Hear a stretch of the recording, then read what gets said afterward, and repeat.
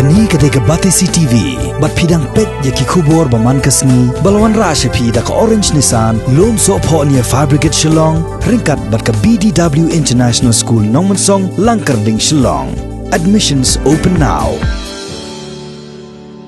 Ki nong tre jong nat home guards, la khandai banai kan thi, ki klamyo ekatulop, kablawan ra jing e babon ki long yeng, khamtam ki to ki bakham duna ka yo kon. Ka Eipan ka bak Sorkar Meghalaya ka don banjuba bolor kani ka Batisi TV haka khatnyo terik urempang arjar arpho kalayo pani kran kerpang bat menteri rang ba ka jelau Konrad Kongkal sangma ubala ong ba omdei baki klamyo tulop Henry ki dei tang ki jing siu ki baki dei ban yo tam ka bolong ka bainong haba ki harap iki pulit penyak kali kumtaban pen kloino ya kani ki jing siu ru u Konrad ki sangma ulo ong ba ulo dep ya kran ni ka benta bakat nat ka bakmi ya ka pelatingka jaka Sorkar jelah.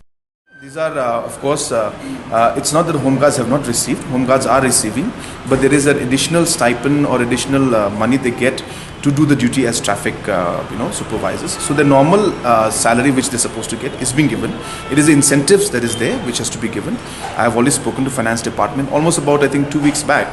Some people had come to me and met me, and I've raised up the issue with the finance department. It will be done. We're ensuring that all these kind of processes are being streamlined. We are also in the process to ensure that this kind of money and incentives can be done in a manner that is more transparent and online basis, so that it can be smoother.